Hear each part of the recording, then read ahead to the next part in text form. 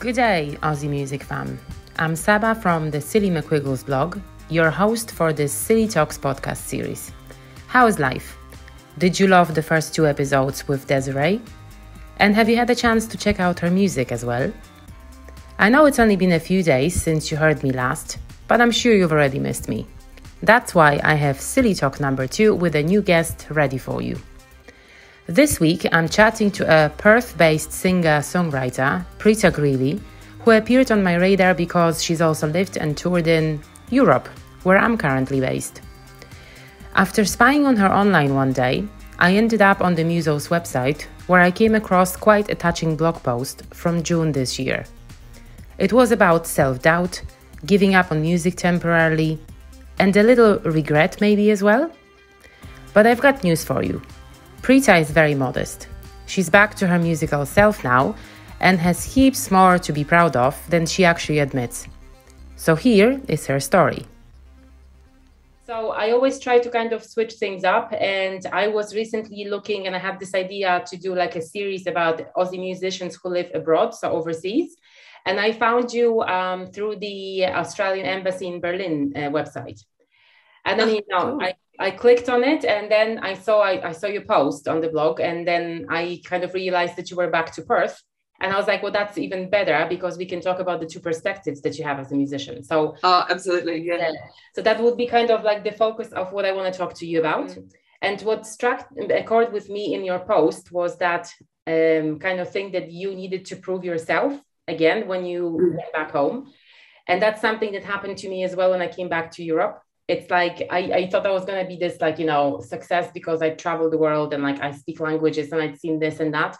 And it's like you come home and it's like you're just and somebody within the crowd, and it's hard because you think you're going to stand out, but then you have to prove yourself all over again, and you kind of start from scratch. I can so relate to it. It's so frustrating and demotivating as well because you've got this career behind you, so to speak, and then it's like you have nothing and you just have to kind of start building it up. So what I wanted to start with is you mentioned in that blog post that you had a friend who asked you to write all your accomplishments in music from the beginning. And you did that. Oh, yeah. Yeah. And it was really kind of uplifting for you because you realized how many things you've done. So can you take me through it, kind of how it started and the highlights of your career? Sure. I mean, I've always played guitar since I was very, very little, but I'm just mucking around. And then started learning properly when I was about 13, and then just ended up started with classical guitar and then ended up jamming with different people. But I always did music, drama and dance in whichever school I was in, and I changed schools quite a lot. And then when I left high school, I had this dream that I wanted to be a jazz singer. Okay. And I auditioned for one conservatorium in Canberra, and I didn't get in, and I was devastated. And I just thought, right, that's it. Fuck it, I'm going to do, excuse my language, but I'm just going to do anything else, And so I went off to another part of Australia and just ended up working in childcare and put music aside for a little while. But it's the kind of thing, music's in my blood, and it's like, if I don't play music, I die. It's part of who I am, and I can't actually live without it. And so eventually, music started coming back in, and I started playing little bits here and there at parties, and finally moved down to Perth and started doing open mic nights. And from that moment, I was mainly just doing it on the side of everything else I did. I would study something, or I'd work full time, and I'd just do music on the side on a weekend or here and there. I joined lots of different bands as backing vocalist, as a duo, as a trio. And I guess, I don't know, it's hard to say what the highlights are, because it's just, where do you begin? What are the highlights? I don't know, I guess you probably want, I've made several albums, so that, that's always a highlight when you can write and record and produce your own albums. I toured with a band called Dave Man Collective many, many years ago, and I used to go out with him as well. So that was a really amazing experience, touring over Western Australia and doing some festivals and things. And eventually I moved overseas, and I think probably the biggest highlights for me was when I just packed up everything and moved to Europe, and ended up eventually living in Berlin. And I just started from scratch again, like I went over with a guitar, a suitcase, my laptop, and I knew one person and maybe two people. And I literally just started with any gigs they would give me. And I just had to like build my whole career up again after having done it in Australia for, a long time. And eventually I made this amazing touring circuit all over Europe, playing solo mostly. And, that in itself for me is such an accomplishment when I look back now. At the time you just think you're always looking ahead, but when you look back you go, wow, that's actually pretty amazing to go with nothing and just start from scratch with, no language. I didn't speak German at the time, and I didn't speak any of the other languages, but now I can speak German now and some other bits and pieces. And I got invited to play really cool festivals, like Bamberg Tucher Blues Jazz Festival, and some little festival in Nuremberg where I won like a songwriting competition, performing sort of competition, and ended up winning like €1,000, and I got to support the I think it was a Spencer Davis band or something, like just something like these amazing kind of things that just happen as you go, like you just out there taking opportunities, playing gigs. But I think also for me it's also like the little moments that can be such big accomplishments, even though they don't sound big to other people. It's like the magic moments that you have when you have a whole audience listening to every word you say, and like pin drop kind of those kind of moments where you're just holding that energy, Yeah. And then when people come up to you and go, oh, you touched my heart, like that for me is the biggest connection moment you can have with somebody, when your music can actually make someone feel something. Absolutely. So maybe I should have actually rephrased it, and it's not the highlights, but something that was important to you in your career. And I'm glad that you said that about that moment, when you have it with the audience, because it's very important. And I feel it as a fan of music as well. So, sometimes you go to see a band and you either don't know them or like you're not really interested, but then you see them live and you completely change the idea. Because I think live music has always this kind of aspect to it as well, that, it touches you emotionally because you're in the moment with the band, and it's kind of like a mutual feeling, as opposed to you kind of, playing it on Spotify or whatever, it's recorded and it's kind of different. That's so true. Absolutely. I have a habit of picking independent artists' brain about the ups and downs of doing things their own way in the music biz. So that's what part 2 of this Silly Talk with Prita is mostly dedicated to. I also wanted to know whether the singer finds anything challenging when touring, especially overseas. And it turns out there's one emotional aspect of it that not many musicians talk about. So I know that you released like 7 different records or albums. I don't know what to call them, because some of them were EPs, some of them were live albums, some of the studio ones. So you financed them all yourself because you're an independent musician, correct? Yeah, I did a couple of them I did crowdfunding for, but apart from that, I did it all myself. So Okay, cool. And I guess something which is related to it, which I wanted to go into a bit later, but we can talk about it now as well. I often ask the independent musicians what they think the hardest part of being independent is, and also what they think the most liberating part is. And everybody gives a different answer. So I'm kind of hearing like what it is for you. Like I think, the positive is definitely the freedom of choice that you have, and the freedom of how you express yourself and which gigs you choose to play, and what songs you want to put out. And, you having complete control over your artistic creation and expression is such a gift, and that sometimes is the thing that people give up when they do sign on with some labels, not every label, but some, bigger ones, obviously.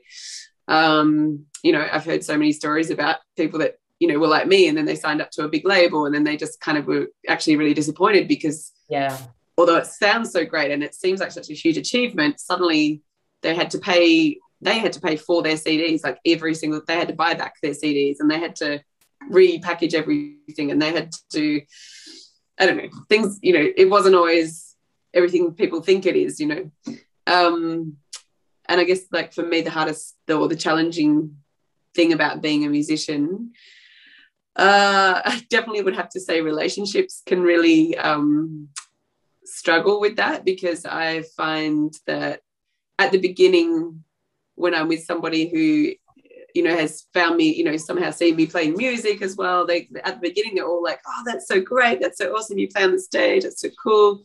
Oh, you travel. That's awesome. And they kind of really are excited by the whole, package and who you are and everything. But after about, I don't know, a year or so, they pretty much always end up being like, you're never here. You're always away. I'm not as important to you as your music is. They feel kind of second to that. And I think that can be a struggle sometimes as a musician, because you want to give everything, your heart and soul, to this passion of yours, but at the same time you want to have love in your life, so sometimes that can be such a challenge, I think.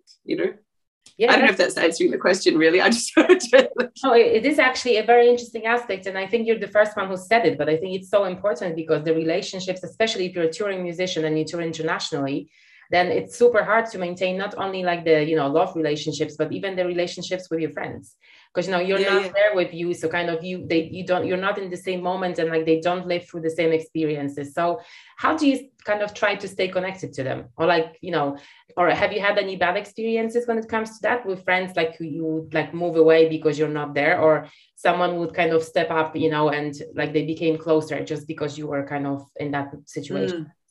I mean, I definitely have had, I think, some relationships that probably have ended partly due to that, because just because it was just too challenging to not be the center focus of my life, to be part of it but not the thing. But I think a lot of my best friends are scattered all over the world, and in a way that's a beautiful thing, because I have such close, true connections with beautiful people, and like I can name them, and they're in Switzerland, they're in Germany, they're in Norway, they're in England. There's just individual people that I'm just so close with, and we stay in touch online. We chat on Instagram or Messenger or whatever, and we do video calls every now and then, and that's really a beautiful thing. And I think on the flip side as well, that sometimes with family I found that hard, because I was away from family for many years, and I would come home for like Christmas holidays or some kind of holiday and try and do a few gigs, and then try and spend quality time with family, and you would just get these like 2 weeks or 3 weeks of intense time, and then you just wouldn't see them again for so long, and you'd miss out on birthdays or like weddings or funerals, and and so in the last years I really tried to come home more for things that were like that, but you just can't come home for every single thing, because it's not possible financially, when you're just living on an income where you're just living from touring, So, exactly, yeah. So I feel like you're talking about my life. Whatever you're saying, I'm like, yes, that's me. Out of curiosity, are most of your friends also musicians or someone related to the industry, or they're just like non-musicians, just regular people? It's funny, most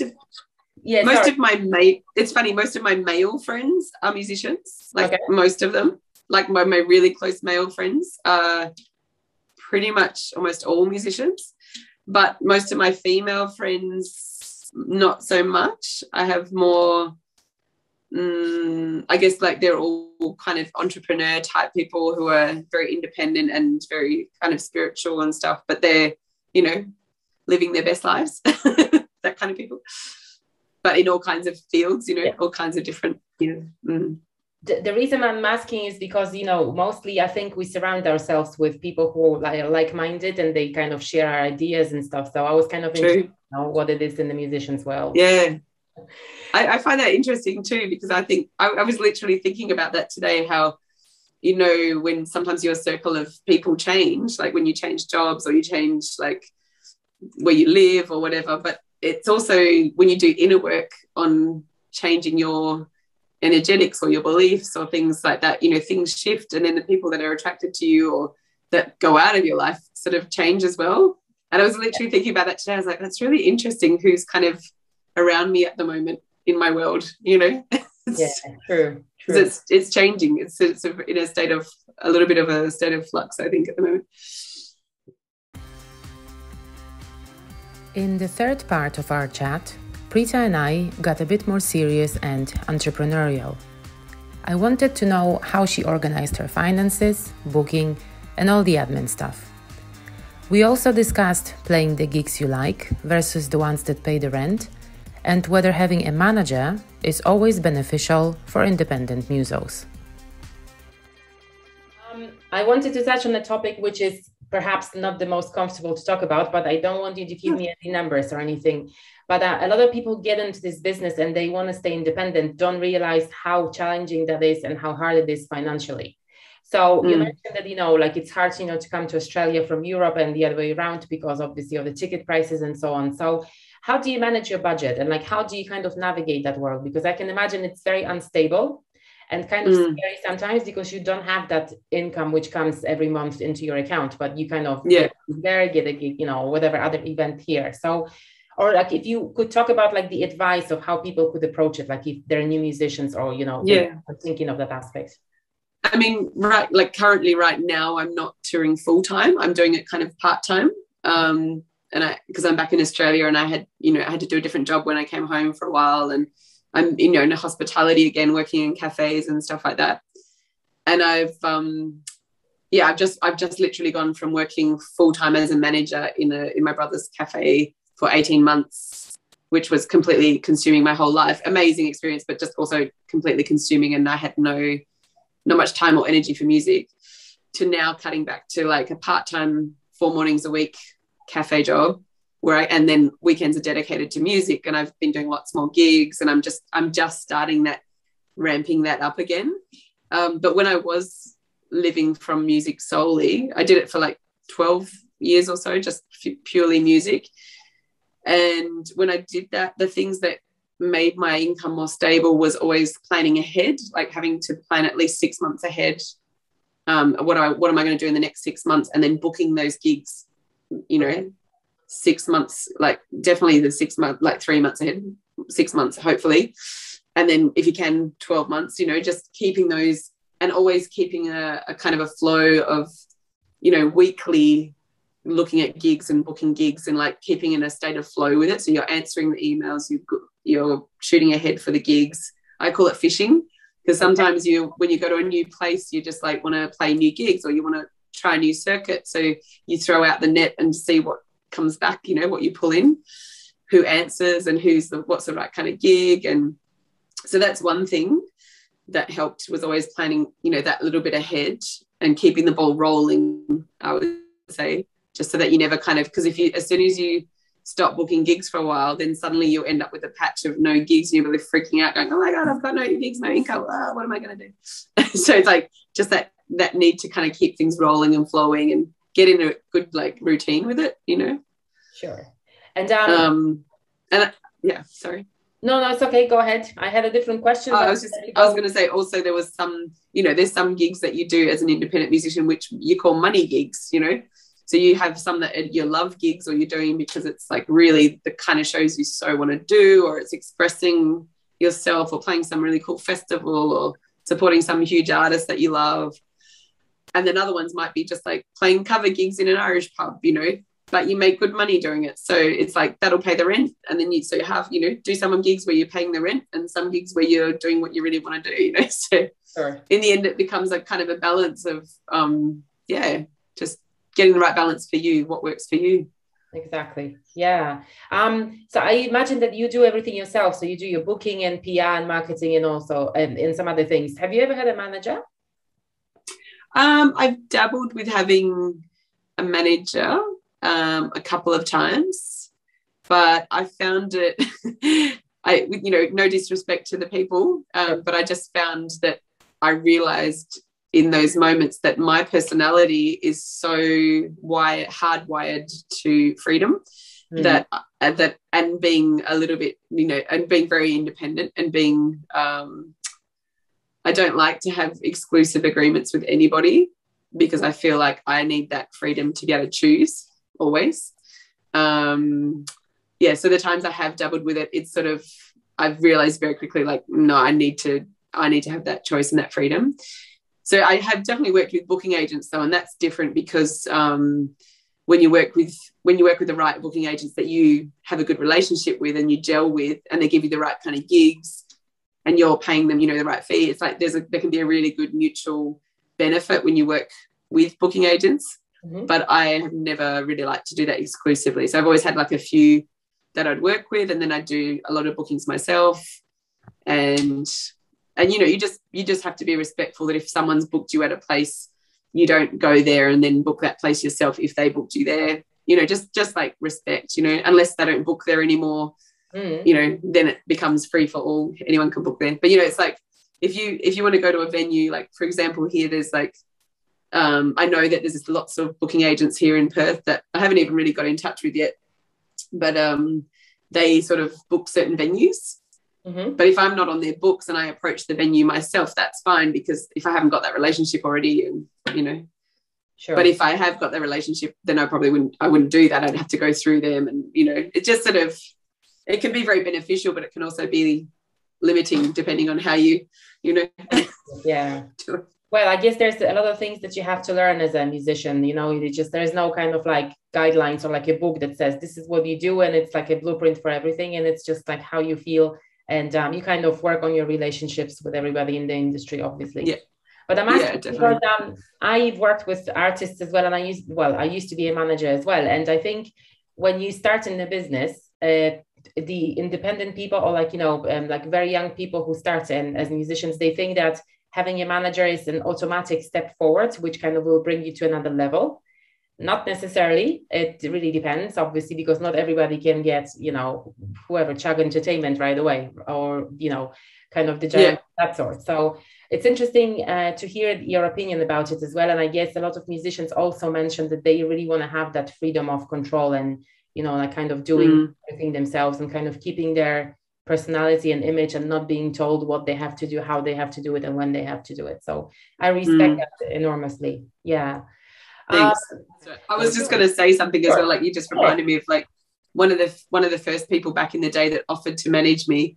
One of the first things they said to me was like, "Oh, well, you have to change your outfit. You have to wear this and get a trio and do this and do that." And I'm just like, and I went away and thought about it. And I thought, but I don't want that. Like, I don't want to dress like that, and I don't want to be in a trio. I wanted to play by myself, or, you know, have my own thing, you know. So that immediately kind of made me go like, oh, I don't think I want to work with that person, because they already trying to have such control over everything I was doing. And, you know, maybe in their mind it made business sense to do that because they could get me different gigs or this or that or the look, but I was just like, just the way they approached it was totally wrong for me, you know. I think it's very I mean, I have studied at one point, I did study like music business as just at a TAFE course, you know, because I wanted to get more of an idea of like get my head around the business side of things and what I needed to have in place. And but I think I've just learned so much by doing, you know, and of course I made mistakes along the way, but you just learn so much just by doing it.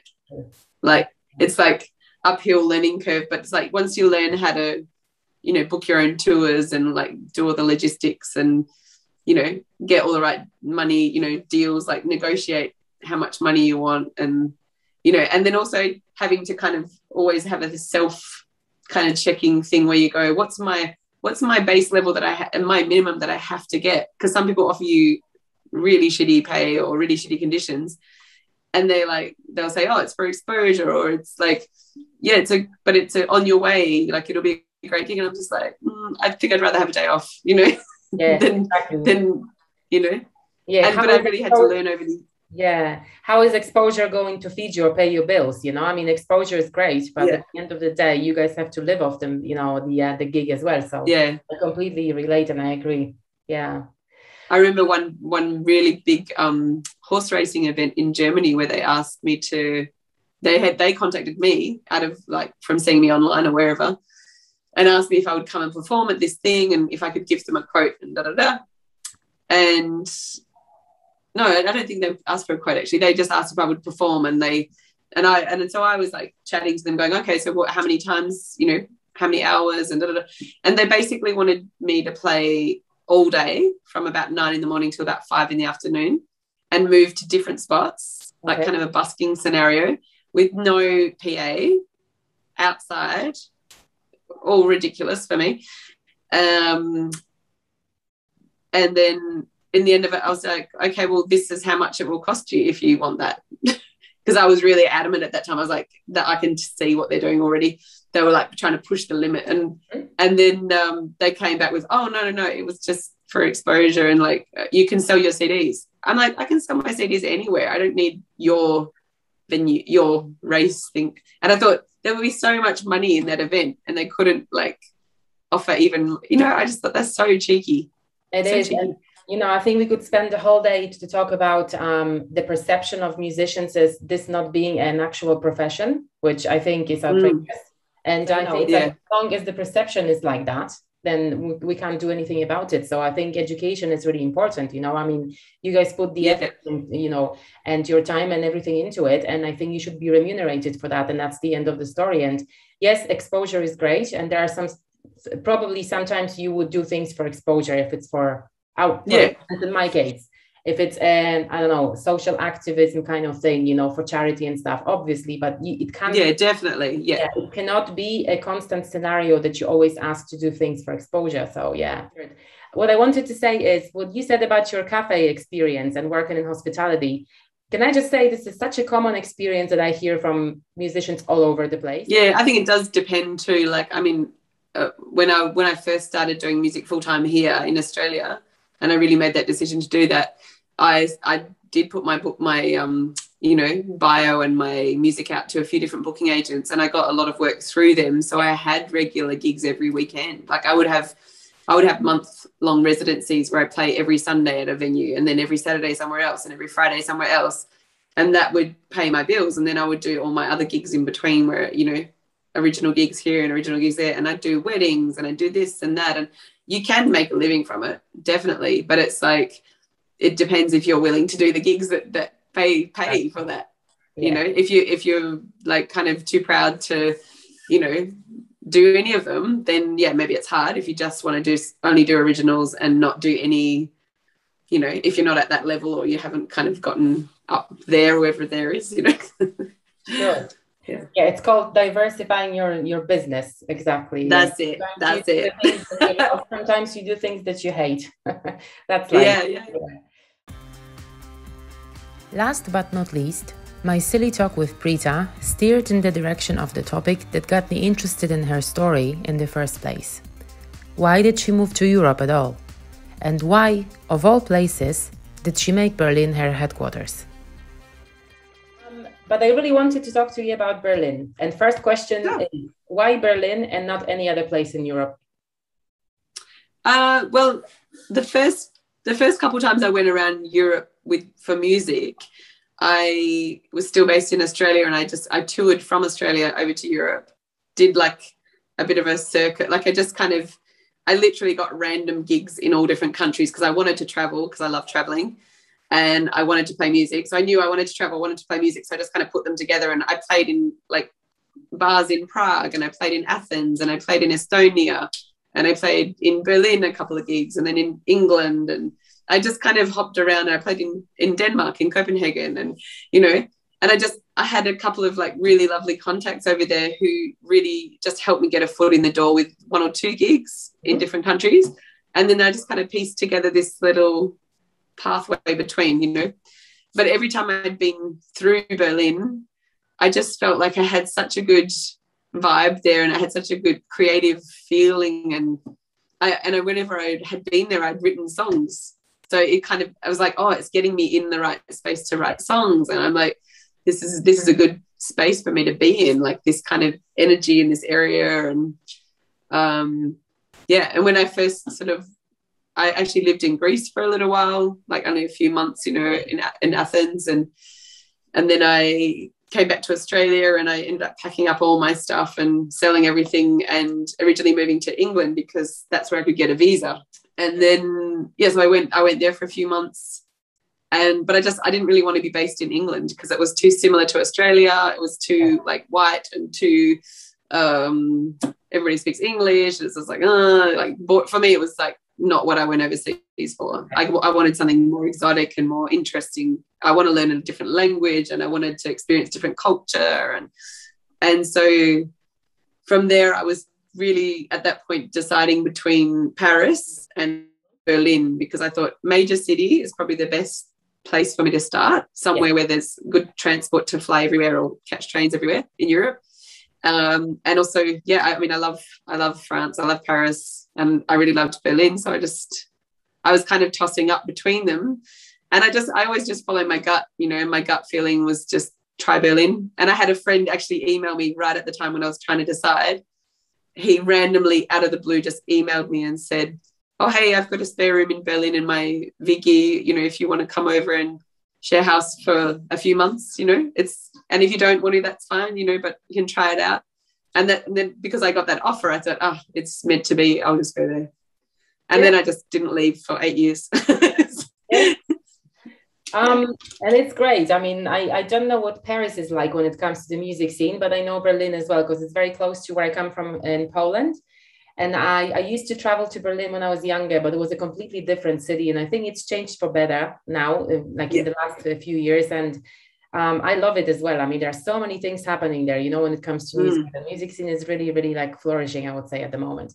So we know why Berlin and not any other place. And why not the States, for instance? I was going to say that at the beginning, but I forgot. Because, you know, like everybody who wants to make it in the business kind of, well, we'll talk about successes as well.